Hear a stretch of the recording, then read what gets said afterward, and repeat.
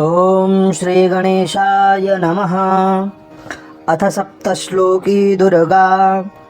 शिव उवाच देवि त्वं भक्तसुलभे सर्वकार्यविधायिनी कलौ हि कार्यसिद्ध्यर्थमुपायं ब्रूहि यत्नतः। देव्युवाच शृणुदेव प्रवक्ष्यामि कलौ सर्वेष्टसाधनं मया तवैव स्नेहेनाप्यम्बा स्तुतिः प्रकाश्यते। ॐ अस्य श्रीदुर्गा सप्तश्लोकी स्तोत्रमन्त्रस्य नारायण ऋषिः अनुष्टुप् छन्दः। श्रीमहाकाली महालक्ष्मी महासरस्वत्यो देवताः श्रीदुर्गा प्रीत्यर्थं सप्तश्लोकी दुर्गा पाठे विनियोगः। ॐ ज्ञानिनामपि चेतांसि देवी भगवती हि सा बलादाकृष्य मोहाय महामाया प्रयच्छति। दुर्गे स्मृता हरसि भीतिमशेषजन्तोः स्वस्थैः स्मृता मतिमतीव शुभान् ददासि।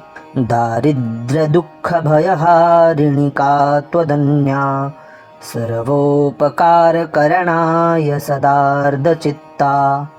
सर्वमङ्गलमङ्गल्ये शिवे सर्वार्थसाधिके शरण्ये त्र्यम्बके गौरी नारायणि नमोऽस्तु ते।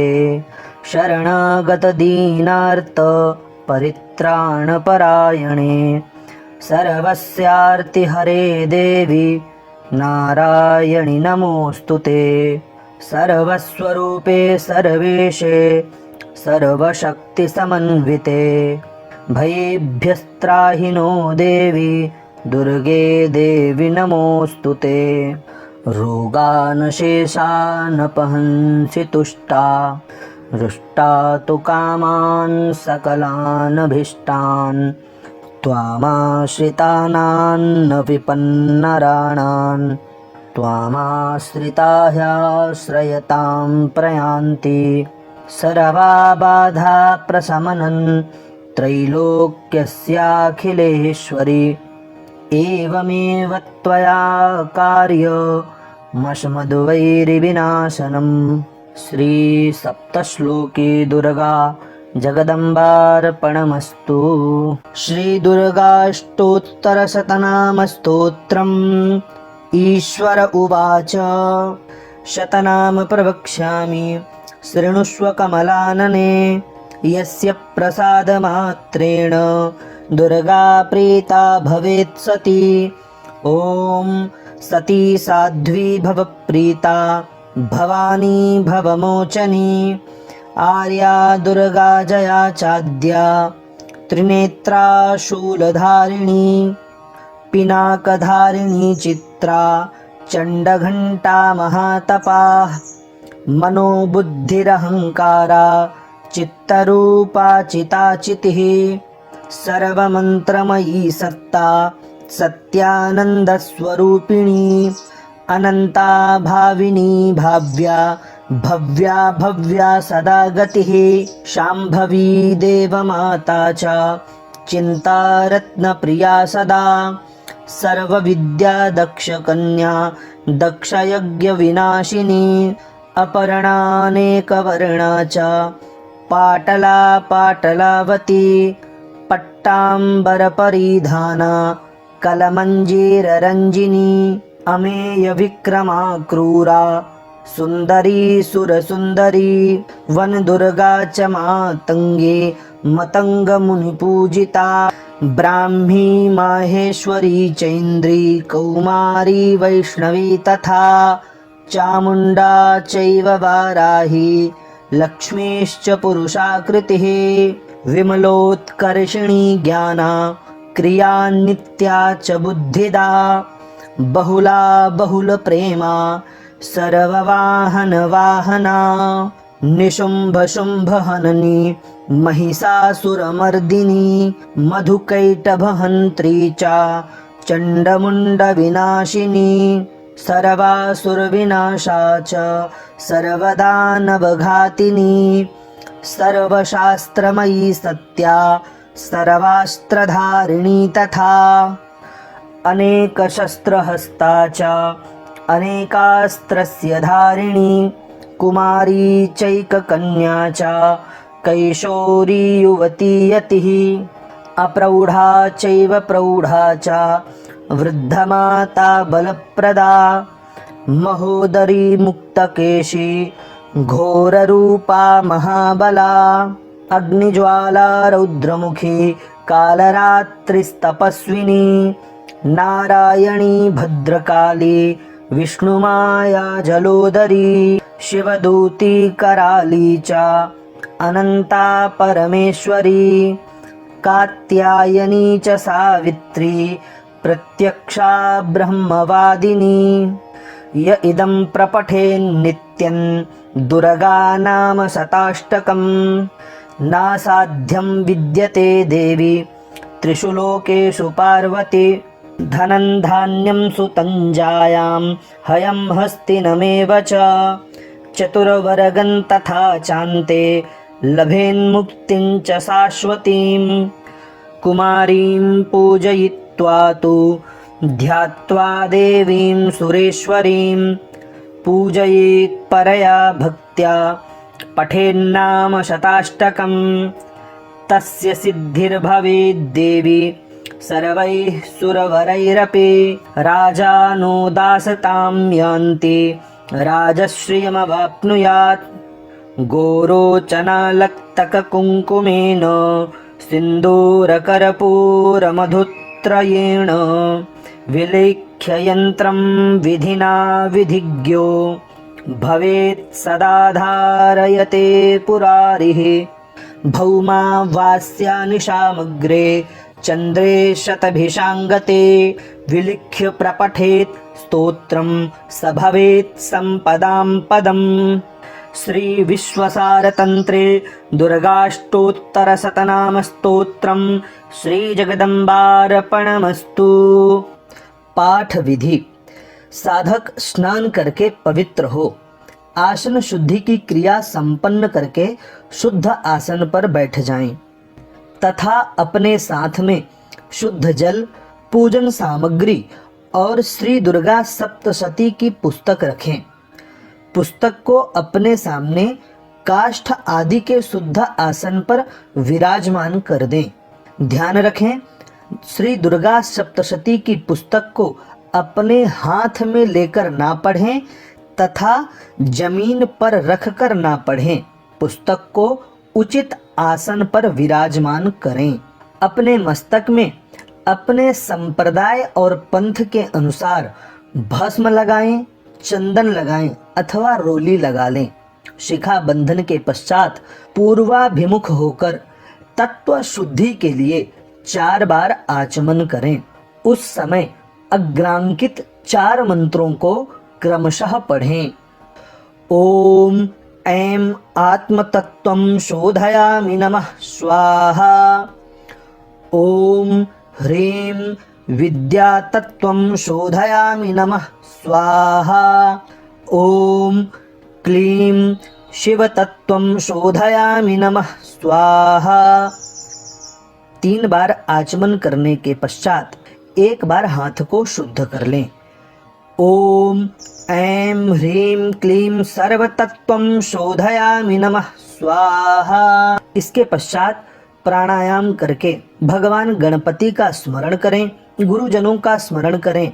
तत्पश्चात पवित्री धारण करने के बाद स्वयं को जल से पवित्र करें। हाथ में लाल फूल, अक्षत, जल, कुशा, सुपारी और दक्षिणा लेकर निम्नांकित रूप से संकल्प करें। ओम जले विष्णु, थले विष्णु, विष्णु पर्वतमस्तके, ज्वालामाला कुले विष्णु, सर्वं विष्णुमयं जगत्। ओम विष्णुर्विष्णुर्विष्णुः। ओम नमः परमात्मने श्री पुराण पुरुषोत्तमस्य श्री विष्णोराज्ञया प्रवर्तमानस्य अद्य श्री ब्रह्मणो द्वितीय परार्धे श्री श्वेतवाराह कल्पे वैवस्वतमनवन्तरे अष्टाविंशतितमे कलियुगे प्रथमचरणे जम्बूद्वीपे भारतवर्षे भरतखण्डे आर्यावर्तान्तर्गत ब्रह्मावर्तैकदेशे पुण्यप्रदेशे बौद्धावतारे वर्तमाने यथा नाम संवत्सरे। यहाँ पास यथा नाम की जगह है, जो संवत्सर का नाम है उस संवत्सर का नाम उच्चारण करें। अमुकायने, जहाँ जहाँ अमुक शब्द का प्रयोग किया जाए वहाँ वर्तमान काल गणना का स्मरण करें। अमुकायने महामांगल्य प्रदे मासानाम उत्तमे अमुक मासे अमुक पक्षे अमुक तिथौ अमुक वासरान्वितायाम अमुक नक्षत्रे अमुक राशि स्थिते सूर्ये अमुकामुक राशि स्थितेषु चंद्र भौम बुध गुरु शुक्र शनिषु सत्सु शुभयोगे शुभकरणे एवं गुण विशेषण विशिष्टायां शुभ पुण्यतिथौ सकल शास्त्र श्रुति स्मृति पुराणोक्त फल प्राप्ति कामः अमुक गोत्रोत्पन्नः, अपने गोत्र का उच्चारण करें। अमुक शर्मा अहम, अपना नाम लें। ममात्मनः सपुत्र स्त्री बांधवस्य, अगर आप विवाहित हैं तब आप सपुत्र स्त्री बांधवस्य, अगर आप विवाहित नहीं हैं तब सबांधवस्य श्री नवदुर्गानुग्रहतो ग्रहकृत राजकृत सर्वविध पीड़ा निवृत्तिपूर्वक नैरुज्य दीर्घायुः पुष्टि धन धान्य समृद्ध्यर्थं श्री नवदुर्गा प्रसादेन सर्वापन्निवृत्ति सर्वाभीष्ट फलावाप्ति धर्मार्थ काम मोक्ष चतुर्विध पुरुषार्थ सिद्धि द्वारा श्री महाकाली महालक्ष्मी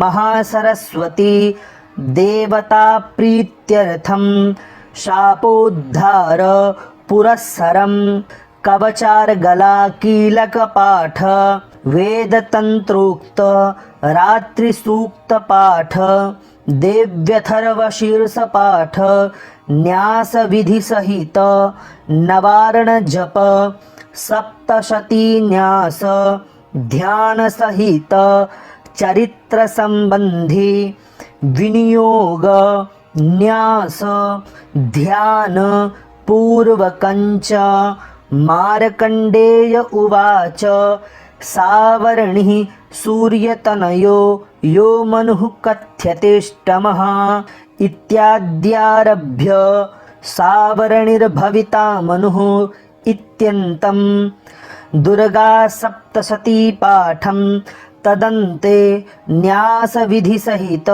नवारण मंत्र जपम वेद तंत्रोक्त देवी सूक्त पाठम रहस्य त्रय पठनम शापोद्धारादिकंच करिष्ये।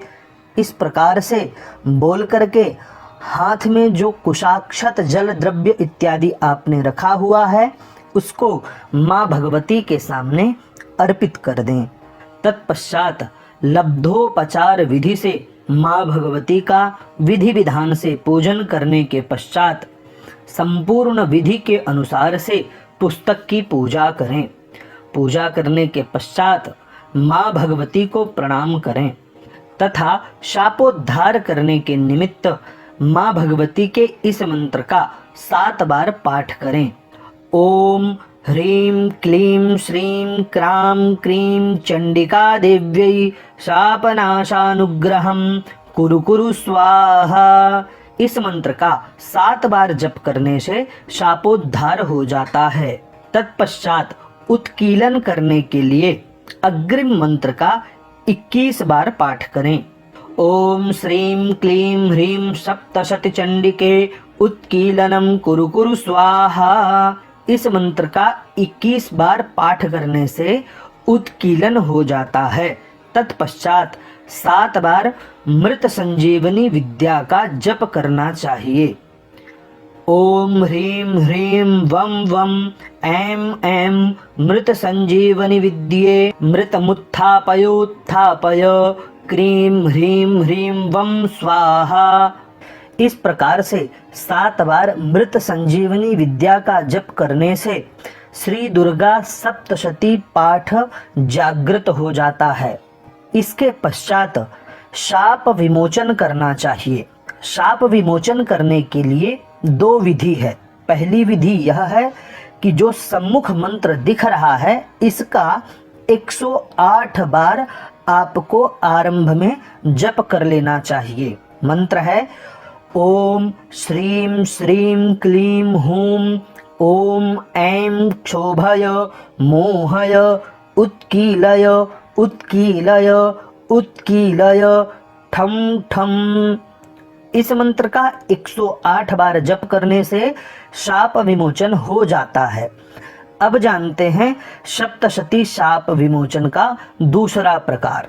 हाथ में जल लेकर के कहें ओम अस्य श्री चंडिकाया ब्रह्म वशिष्ठ विश्वामित्र शाप विमोचन मंत्रस्य वशिष्ठ नारद संवाद सामवेदाधिपति ब्रह्मांड ऋषयः सर्वैश्वर्यकारिणी श्री दुर्गा देवता चरित्रत्रयं बीजं ह्रीं शक्तिः त्रिगुणात्मस्वरूप चंडिका शाप विमुक्तौ मम संकल्पित कार्य सिद्ध्यर्थे जपे विनियोगः।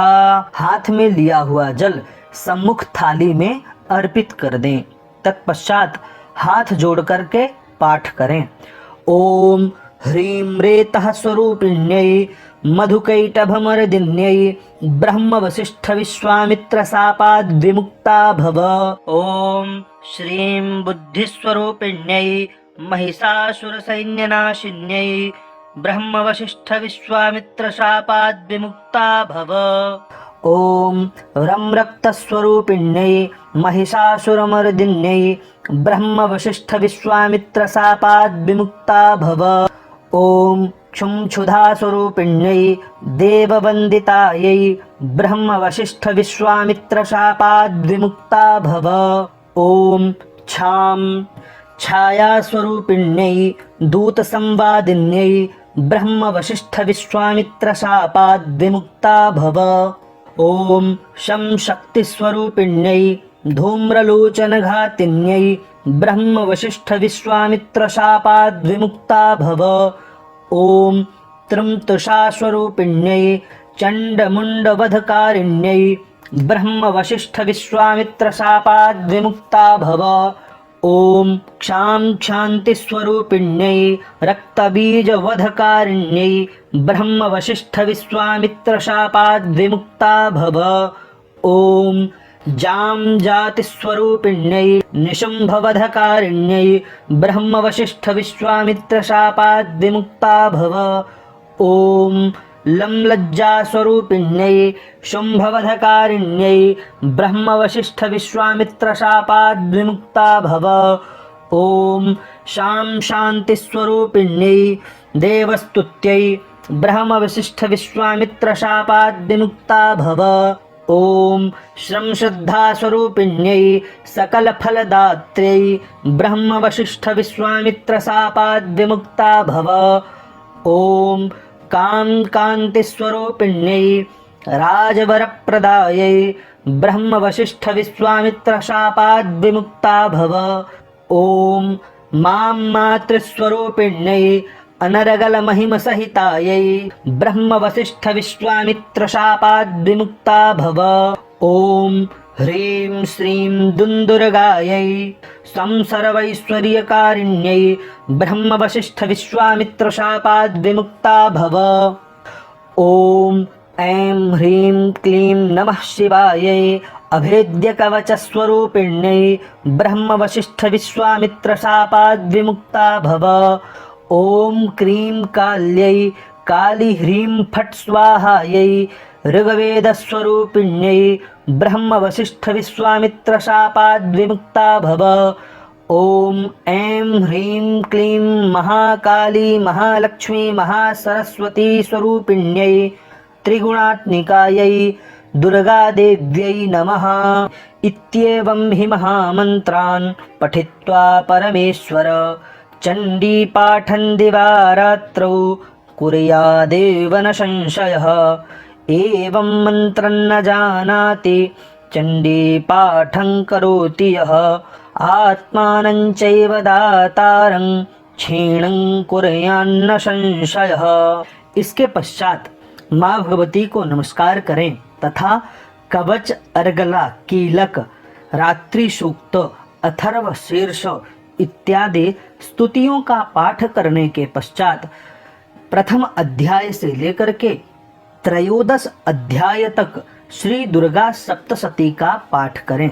तत्पश्चात अंत में भी तीनों रहस्य का पाठ करें, क्षमा याचना करें तथा सिद्ध कुंजिका स्तोत्र का पाठ करें। यथाशक्ति नवारण मंत्र का जप अवश्य करें। इस प्रकार से यह पाठ विधि संपूर्ण होती है। अथ देव्याः कवचम्। ॐ अस्य श्री चंडी कवचस्य ब्रह्मा ऋषिः अनुष्टुप् छन्दः चामुण्डा देवता अंगन्यासोक्तमातरु बीजं दिग्बन्धदेवतास्तत्त्वं श्रीजगदम्बा प्रीत्यर्थे सप्तशती पाठाङ्गत्वेन जपे विनियोगः। ॐ नमश्चण्डिकायै। मार्कण्डेय उवाच ॐ यद्गुह्यं परमं लोके सर्वरक्षाकरनृणां यन्न कस्यचिदाख्यातं तन्मे ब्रूहि पितामह। ब्रह्मोवाच अस्ति गुह्यतमं विप्र सर्वभूतोपकारकं देव्यास्तु कवचं पुण्यं तच्छृणुष्व महामुने। प्रथमं शैलपुत्री च द्वितीयं ब्रह्मचारिणी तृतीयं चन्द्रघण्टेति कूष्माण्डेति चतुर्थकं पंचमं स्कन्दमातेति षष्ठं कात्यायनीति च सप्तमं कालरात्रीति महागौरीति चाष्टमं नवमं सिद्धिदात्री च नवदुर्गाः प्रकीर्तिताः। उक्तान्येतानि नामानि ब्रह्मणैव महात्मना अग्निना दह्यमानस्तु शत्रुमध्ये गतोरणे विषमे दुर्गमे चैव भयार्ताः शरणं गताः न तेषां जायते किञ्चिदशुभं रणसङ्कटे नापदन्तस्य पश्यामि शोकदुःखभयं नहि यैस्तु भक्त्या स्मृता नूनं तेषां वृद्धिः प्रजायते ये त्वां स्मरन्ति देवेशि रक्षसे तान्न संशयः। प्रेतसंस्था तु चामुण्डा वाराही महिषासना ऐन्द्री गजसमारूढा वैष्णवी गरुणासना माहेश्वरी वृषारूढा कौमारी शिखिवाहना लक्ष्मी पद्मासना देवी पद्महस्ता हरिप्रिया श्वेतरूपधरा देवी ईश्वरी वृषवाहना ब्राह्मी हंससमारूढा सर्वाभरणभूषिता इत्येता मातरः सर्वाः सर्वयोगसमन्विताः नानाभरणशोभाढ्या नानारत्नोपशोभिताः दृश्यन्ते रथमारूढा देव्यः क्रोधसमाकुलाः शङ्खं चक्रं गदां शक्तिं हलं च मुसलायुधं खेटकं तोमरं चैव परशुं पासमेव च कुन्तायुधं त्रिशूलं च शारङ्गमायुधमुत्तमम् दैत्यानां देहनाशाय भक्तानां भयाय च धारयन्त्यायुधानीत्थं देवानां च हिताय वै। नमस्तेऽस्तु महारौद्रे महाघोरपराक्रमे महाबले महोत्साहे महाभयविनाशिनी त्राहि मां देवि दुष्प्रेक्षे शत्रूणां भयवर्धिनी प्राच्यां रक्षतु मामैन्द्री आग्नेयामग्निदेवता दक्षिणे अवतु वाराही नैऋत्यां खड्गधारिणी प्रतीच्यां वारुणी रक्षेद् वायव्यां मृगवाहिनी उदीच्यां पातु कौमारी ऐशान्यां शूलधारिणी ऊर्ध्वं ब्रह्माणि मे रक्षे दधस्ताद्वैष्णवी तथा एवं दश दिशो रक्षे चामुण्डा शववाहना जया मे चाग्रतः पातु विजया पातु पृष्ठतः अजिता वामपार्श्वे तु दक्षिणे चापराजिता शिखामुद्योतिनी रक्षे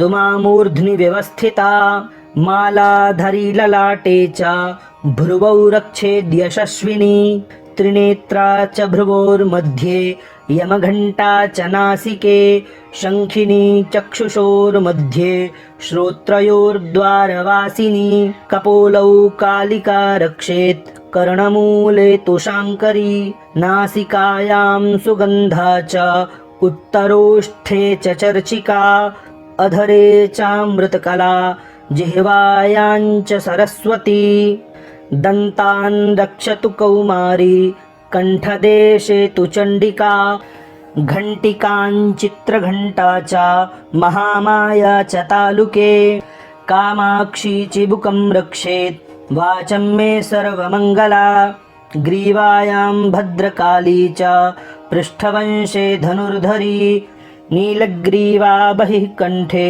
नलिकान्नलकूबरी स्कन्धयोः खड्गिनी रक्षेद् बाहू मे वज्रधारिणी हस्तयोर्दण्डिनी रक्षे दम्बिका चाङ्गुलीषु च नखाञ्छूलेश्वरी रक्षेत् कुक्षौ रक्षेत् कुलेश्वरी स्तनौ रक्षेन्महादेवी मनः शोकविनाशिनी हृदये ललिता देवी उदरे शूलधारिणी नाभौ च कामिनी रक्षेद् गुह्यं गुह्येश्वरी तथा पूतना कामिका मेढ्रं गुदे महिषवाहिनी कट्यां भगवती रक्षेज्जानुनी विन्ध्यवासिनी जङ्घे महाबला रक्षेत् सर्वकामप्रदायिनी गुल्फयोर्नारसिंही च पादपृष्ठे तु तैजसी पादाङ्गुलीषु श्रीरक्षेत् पादाधस्तलवासिनी नखान्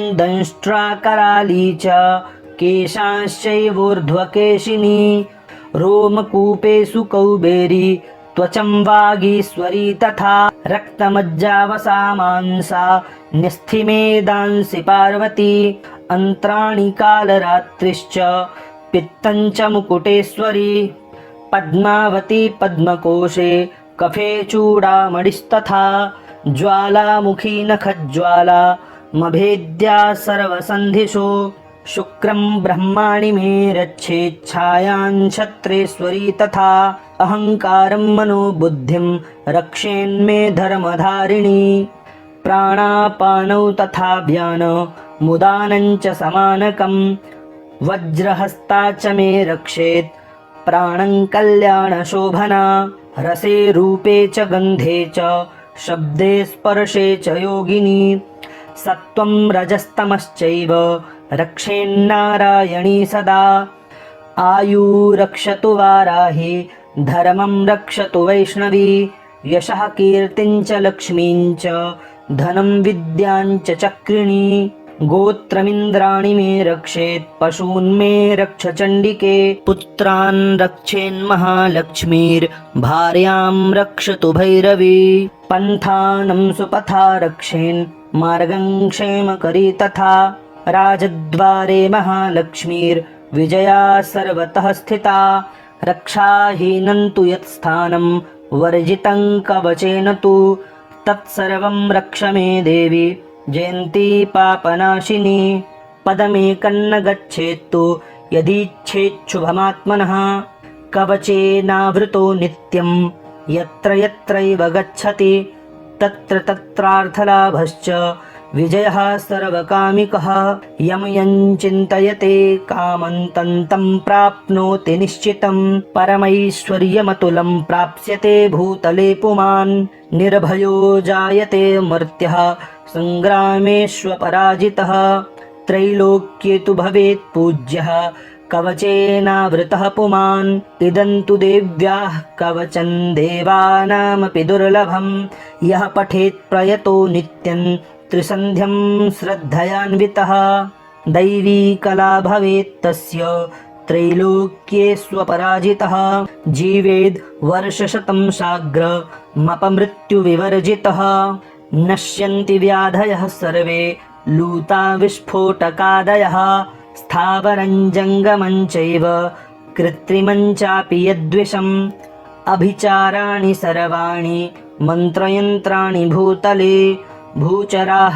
खेचराश्चैव जलजाश्चोपदेशिकाः सहजा कुलजा माला डाकिनी शाकिनी तथा अन्तरिक्षचरा घोरा डाकिन्यश्च महाबलाः ग्रहभूतपिशाचाश्च यक्षगन्धर्वराक्षसाः ब्रह्मराक्षसवेतालाः कूष्माण्डा भैरवादयः नश्यन्ति दर्शनात् तस्य कवचे हृदि संस्थिते मानोन्नतिर्भवेद्राज्ञस्तेजो वृद्धिकरं परम् यशसा वर्धते सोऽपि कीर्तिमण्डितभूतले जपेत् सप्तशतीं चण्डीं कृत्वा तु कवचं पुरा यावद्भूमण्डलं धत्ते सशैलवनकाननं तावत् तिष्ठति मेदिन्यां सन्ततिः पुत्रपौत्रिकी देहान्ते परमं स्थानं यत्सुरैरपि दुर्लभं प्राप्नोति पुरुषो नित्यं महामाया प्रसादतः लभते परमं रूपं शिवेन सह मोदते ॐ देव्याः कवचं श्रीजगदम्बार्पणमस्तु। अथारगलास्तोत्रम् ॐ अस्य श्रीअरगलास्तोत्रमन्त्रस्य विष्णुर्ऋषिः अनुष्टुप् छन्दः श्रीमहालक्ष्मीर्देवता श्रीजगदम्बा प्रीतये सप्तशतीपाठाङ्गत्वेन जपे विनियोगः। ॐ नमश्चण्डिकायै मार्कण्डेय उवाच ॐ जयन्ती मङ्गला काली भद्रकाली कपालिनी दुर्गा क्षमा शिवा धात्री स्वाहा स्वधा नमोऽस्तु ते। जय त्वं देवी चामुण्डे जय भूतार्तिहारिणि जय सर्वगते देवी कालरात्रि नमोऽस्तु ते। मधुकैटभविद्रावि विधात्रिवरदे नमः। रूपं देहि जयं देहि यशो देहि द्विषो जहि महिषासुरनिर्णाशि भक्तानां सुखदे नमः। रूपं देहि जयं देहि यशो देहि द्विषो जहि रक्तबीजवधे देवी चण्डमुण्डविनाशिनी रूपं देहि जयं देहि यशो देहि द्विषो जहि शुम्भस्यैव निशुम्भस्य धूम्राक्षस्य च मर्दिनि रूपं देहि जयं देहि यशो देहि द्विषो जहि वन्दिताङ्घ्रियुगे देवी सर्वसौभाग्यदायिनी रूपं देहि जयं देहि यशो देहि द्विषो जहि अचिन्त्यरूपचरिते सर्वशत्रुविनाशिनी रूपं देहि जयं देहि यशो देहि द्विषो जहि न तेभ्यः सर्वदा भक्त्या चण्डिके दुरितापहे रूपं देहि जयं देहि यशो देहि द्विषो जहि स्तुवद्भ्यो भक्तिपूर्वं त्वां चण्डिके व्याधिनाशिनी रूपं देहि जयं देहि यशो देहि द्विषो जहि चण्डिके सततं ये त्वां हर्षयन्तीह भक्तितः रूपं देहि जयं देहि यशो देहि द्विषो जहि देहि सौभाग्यमारोग्यं देहि मे परमं सुखं रूपं देहि जयं देहि यशो देहि द्विषो जहि विधेहि द्विषतान्नासं विधेहि बलमुच्चकैः रूपं देहि जयं देहि यशो देहि द्विषो जहि विधेहि देवि कल्याणं विधेहि परमां श्रियं रूपं देहि जयं देहि यशो देहि द्विषो जहि सुरासुरशिरो रत्न निघृष्ट चरणेऽम्बिके रूपं देहि जयं देहि यशो देहि द्विषो जहि विद्यावन्तं यशस्वन्तं लक्ष्मीवन्तं जनं कुरु रूपं देहि जयं देहि यशो देहि द्विषो जहि प्रचण्ड दैत्यदर्पघ्ने चण्डिके प्रणताय मे रूपं देहि जयं देहि यशो देहि द्विषो जहि चतुर्भुजे चतुर्वक्त्र संस्तुते परमेश्वरी रूपं देहि जयं देहि यशो देहि द्विषो जहि कृष्णेन संस्तुते देवी शाश्वतभक्त्या सदाम्बिके रूपं देहि जयं देहि यशो देहि द्विषो जहि हिमाचलसुतानाथ संस्तुते परमेश्वरी रूपं देहि जयं देहि यशो देहि द्विषो जहि इंद्राणी पतिसद्भाव पूजिते परमेश्वरी रूपं देहि जयं देहि यशो देहि द्विषो जहि देवी प्रचण्ड दूर्दण्ड दैत्यदर्प विनाशिनी रूपं देहि जयं देहि यशो देहि द्विषो जहि देवी भक्तजनोद्दाम दत्तानन्दो दयेऽम्बिके रूपं देहि जयं देहि यशो देहि द्विषो जहि पत्नीं मनोरमां देहि मनोवृत्तानुसारिणीं तारिणीं दुर्गसंसारसागरस्य कुलोद्भवाम् इदं स्तोत्रं पठित्वा तु महास्तोत्रं पठेन्नरः स तु सप्तशतीसङ्ख्या वरमाप्नोति सम्पदाम् ॐ देव्या अरगलास्तोत्रं श्रीजगदम्बार्पणमस्तु अथ कीलकम् ॐ अस्य श्रीकीलकमन्त्रस्य शिवऋषिः अनुष्टुप् छन्दः श्रीमहासरस्वती देवता श्रीजगदम्बा प्रीत्यर्थं सप्तशतीपाठाङ्गत्वेन जपे विनियोगः ॐ नमश्चण्डिकायै मार्कण्डेय उवाच ॐ विशुद्धज्ञानदेहाय त्रिवेदी दिव्यचक्षुषे श्रेयः प्राप्तिनिमित्ताय नमः सोमार्धधारिणे सर्वमेतद्विजानीयान् मन्त्राणामभिकीलकम् सोऽपि क्षेममवाप्नोति सततं जाप्य तत्परः सिद्ध्यन्त्युच्चाटनादीनि वस्तूनि सकलान्यपि एतेन स्तुवतां देवी स्तोत्रमात्रेण सिद्ध्यति न मन्त्रो नौषधं तत्र न किञ्चिदपि विद्यते विना जाप्येन सिद्ध्येत सर्वमुच्चाटनादिकम् समग्राण्यपि सिद्ध्यन्ति लोकशङ्कामिमां हरः कृत्वा निमन्त्रयामास सर्वमेवमिदं शुभम् स्तोत्रं वै चण्डिकायास्तु तच्च गुप्तं चकारसः समाप्तिर्न च पुण्यस्य तां यथावन्नियन्त्रणां सोऽपि क्षेममवाप्नोति सर्वमेवन्न संशयः कृष्णायां वा चतुर्दश्यामष्टम्यां वा समाहितः ददाति प्रतिगृह्णाति नान्यथैषा प्रसीदति इत्थं रूपेण कीलेन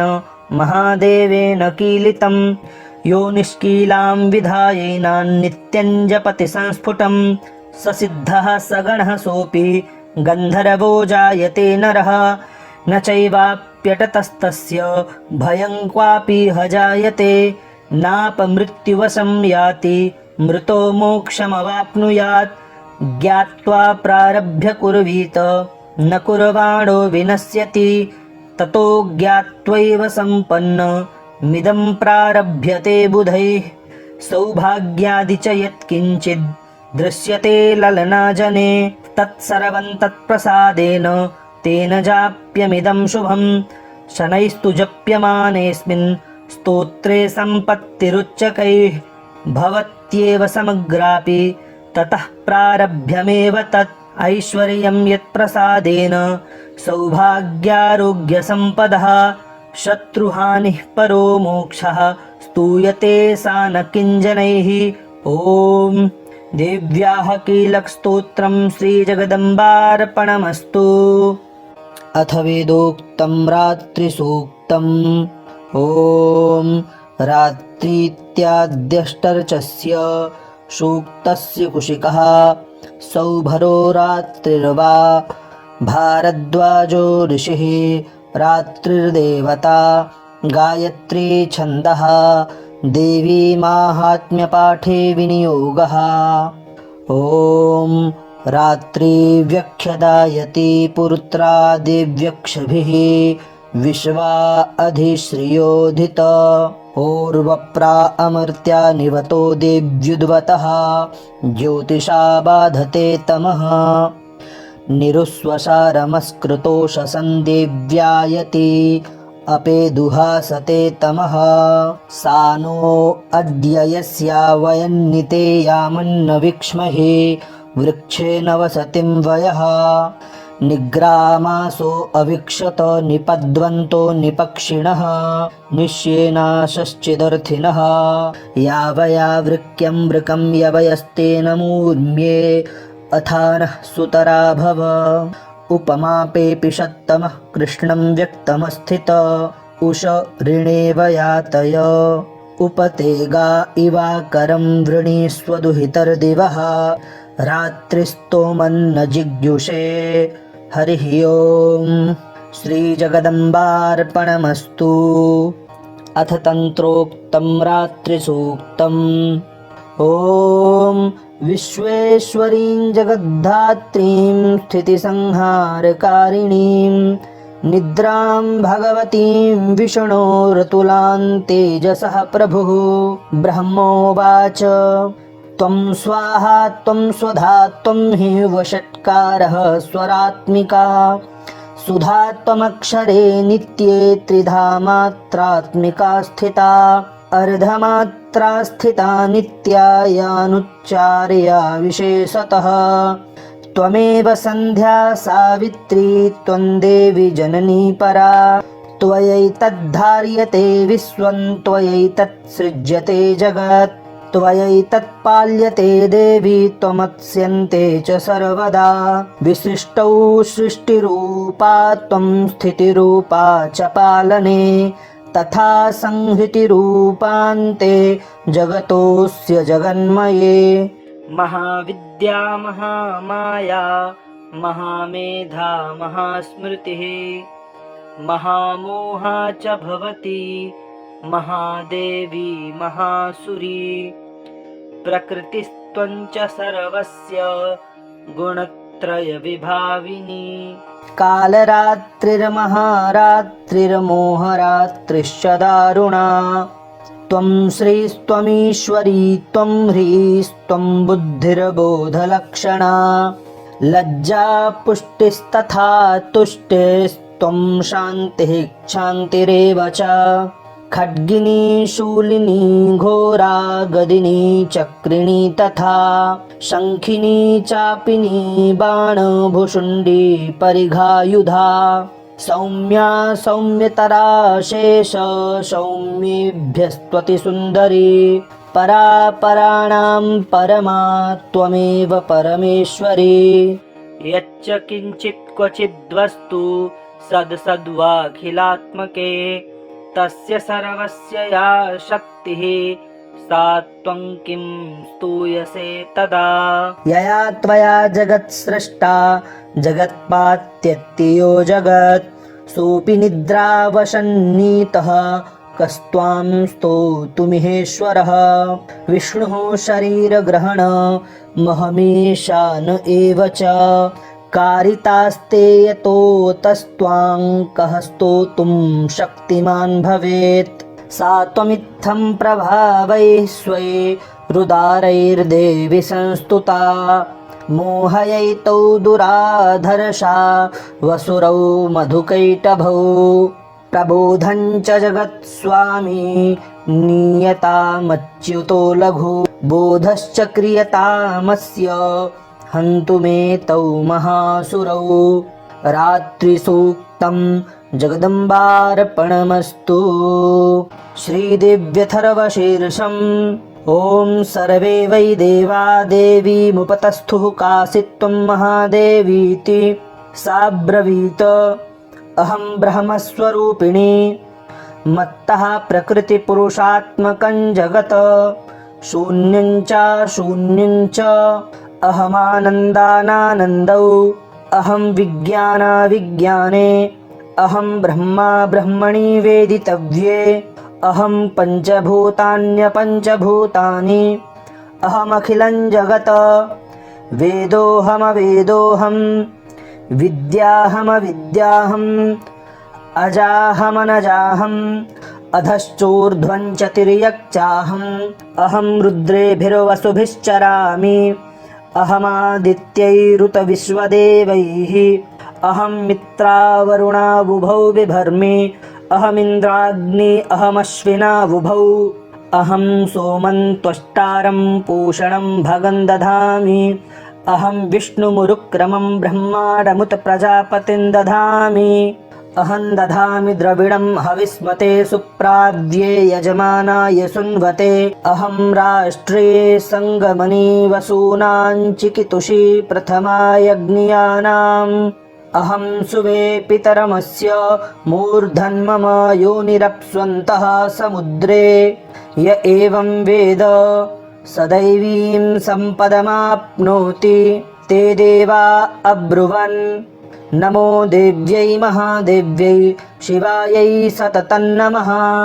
नमः प्रकृत्यै भद्रायै नियताः प्रणताः स्मतां, तामग्निवर्णां तपसा ज्वलन्तीं वैरोचनीं कर्मफलेषु जुष्टां, दुर्गां देवीं शरणं प्रपद्यामहे शूरानाशयित्र्यै ते नमः। देवीं वाचमजनयन्त देवास्तां विश्वरूपाः पशवो वदन्ति, सा नो मन्द्रेशमूर्जन्दुहाना धेनुर्वागस्मान्नुपसुष्टुतैतु, कालरात्रिं ब्रह्मस्तुतां वैष्णवीं स्कन्दमातरं, सरस्वतीमदितिं दक्षदुहितरं नमामः पावनां शिवां, महालक्ष्मी च विद्महे सर्वशक्त्यै च धीमहि, तन्नो देवी प्रचोदयात्, अदितिर्ह्यजनिष्टदक्षया दुहिता तव, तान् देवा अन्वजायन्त भद्रा अमृतबन्धवः, कामो योनिः कमला वज्रपाणिर्गुहाहसा मातरिश्वाभ्रमिन्द्रः, पुनर्गुहा सकला मायया च पुरूच्यैषा विश्वमाता दिविद्योम्, एषात्मशक्तिः एषा विश्वमोहिनी, पाशाङ्कुशधनुर्बाणधरा, एषा श्रीमहाविद्या, य एवं वेद शशोकं तरति, नमस्ते अस्तु भगवते मातरस्मान् पाहि सर्वतः, सैषाष्टौ वसवः सैषैकादश रुद्राः, सैषा द्वादशादित्याः, सैषा विश्वे देवाः सोमपा असोमपाश्च, सैषा यातु धाना असुरा रक्षांसि पिशाचा यक्षाः सिद्धाः, सैषा सत्त्वरजस्तमांसि, सैषा ब्रह्मविष्णुरुद्ररूपिणी, सैषा प्रजापतीन्द्रमनवः, सैषा ग्रहनक्षत्रज्योतींषि कलाकाष्ठादिकालरूपिणी, तामहं प्रणौमि नित्यं पापापहारिणीं देवीं भुक्तिमुक्तिप्रदायिनीं, अनन्तां विजयां शुद्धां शरण्यां शिवदां शिवां, वियदीकारसंयुक्तं वीतिहोत्रसमन्वितम्, अर्धेन्दुलसितं देव्या बीजं सर्वार्थसाधकम्, एवमेकाक्षरं ब्रह्म यतयः शुद्धचेतसः, ध्यायन्ति परमानन्द मया ज्ञानाम्बुराशयः, वाङ्माया ब्रह्मसूस्तस्मात् षष्ठं वक्त्रसमन्वितं, सूर्यो वामश्रोत्रबिन्दो संयुक्तष्टात् तृतीयकः,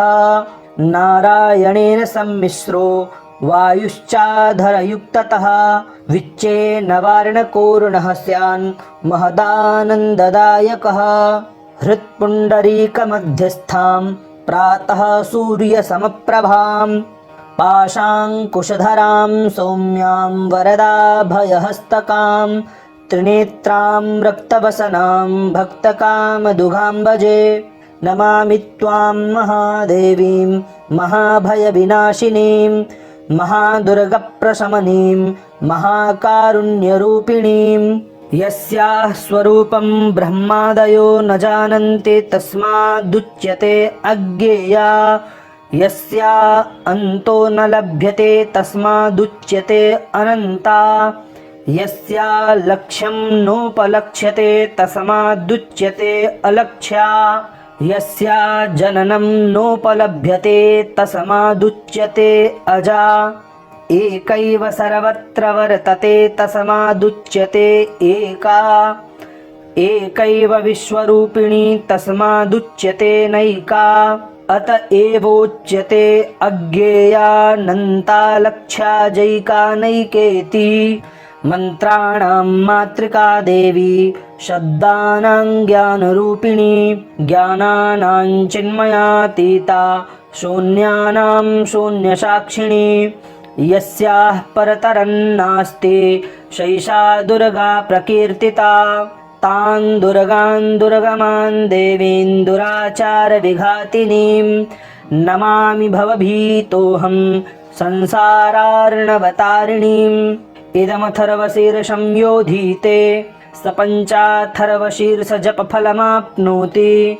इदमथर्वशीर्षमज्ञात्वा योर्चां स्थापयते शतलक्षं प्रजप्त्वापि सोर्चासिद्धिं न विन्दते।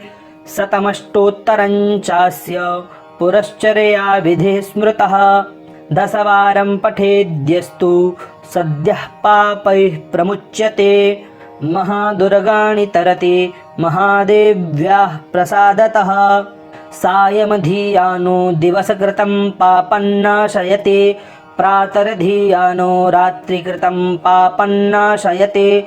सायं प्रातः प्रयुञ्जानो अपापो भवति। निशीथे तुरीयसन्ध्यायां जप्त्वा वाक्सिद्धिर्भवति। नूतनायां प्रतिमायां जप्त्वा देवता सान्निध्यं भवति। प्राणप्रतिष्ठायां जप्त्वा प्राणानां प्रतिष्ठा भवति। भौमाश्विन्यां महादेवी सन्निधौ जप्त्वा महामृत्युं तरति। स महामृत्युन्तरति य एवं वेद इत्युपनिषत्। ॐ सहना भवतु सहनौ भुनक्तु सह वीर्यङ्करवावहै तेजस्विनावधीतमस्तु मा विद्विषावहै। ॐ शान्तिः शान्तिः शान्तिः सुशान्तिर्भवतु। श्रीजगदम्बार्पणमस्तु। अथ नवार्णविधिः। श्रीगणपतिर्जयति। ॐ अस्य श्रीनवार्णमन्त्रस्य ब्रह्मविष्णुरुद्रा ऋषयः गायत्र्युष्णिगनुष्टुभ्यश्छन्दांसि। श्रीमहाकाली महालक्ष्मी महासरस्वत्यो देवताः। ऐं बीजं ह्रीं शक्तिः क्लीं कीलकम्। श्रीमहाकाली महालक्ष्मी महासरस्वती प्रीत्यर्थे जपे विनियोगः ऋष्यादिन्यासः। ब्रह्मा विष्णुरुद्र ऋषिभ्यो नमः। शिरसे गायत्र्युष्णिगनुष्टुप्छन्दोभ्यो नमः। मुखे महाकाली महालक्ष्मी महासरस्वती देवताभ्यो नमः। हृदि ऐं बीजाय नमः। गुह्ये ह्रीं शक्तये नमः। पादयोः क्लीं कीलकाय नमः। नाभौ ॐ ऐं ह्रीं क्लीं चामुण्डायै विच्चे। हस्तौ प्रक्षाल्यः करन्यासः। ॐ ऐं अङ्गुष्ठाभ्यां नमः। ॐ ह्रीं तर्जनीभ्यां नमः। ॐ क्लीं मध्यमाभ्यां नमः। ॐ चामुण्डायै अनामिकाभ्यां नमः। ॐ विच्चे कनिष्ठिकाभ्यां नमः। ॐ ऐं ह्रीं क्लीं चामुण्डायै विच्चे करतलकरपृष्ठाभ्यां नमः। हृदयादिन्यासः। ॐ ऐं हृदयाय नमः। ॐ ह्रीं शिरसे स्वाहा। ॐ क्लीं शिखायै वषट्। ॐ चामुण्डायै कवचाय हुम्। ॐ विच्चे नेत्रत्रयाय वौषट्। ॐ ऐं ह्रीं क्लीं चामुण्डायै विच्चे अस्त्राय फट्। अक्षरन्यासः। ॐ ऐं नमः शिखायाम्। ॐ ह्रीं नमः दक्षिणनेत्रे।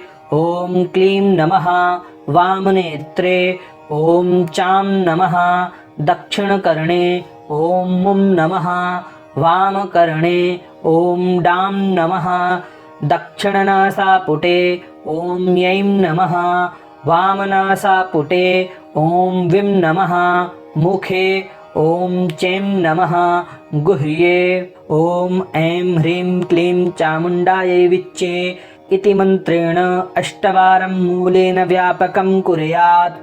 दिन्यासः ॐ ऐं प्राच्यै नमः, ॐ ऐं आग्नेयै नमः, ॐ ह्रीं दक्षिणायै नमः, ॐ ह्रीं नैऋत्यै नमः, ॐ क्लीं प्रतीच्यै नमः, ॐ क्लीं वायव्यै नमः, ॐ चामुण्डायै उदीच्यै नमः, ॐ चामुण्डायै ऐशान्यै नमः, ॐ ऐं ह्रीं क्लीं चामुण्डायै विच्चे ऊर्ध्वायै नमः, ॐ ऐं ह्रीं क्लीं चामुण्डायै विच्चे भूम्यै नमः।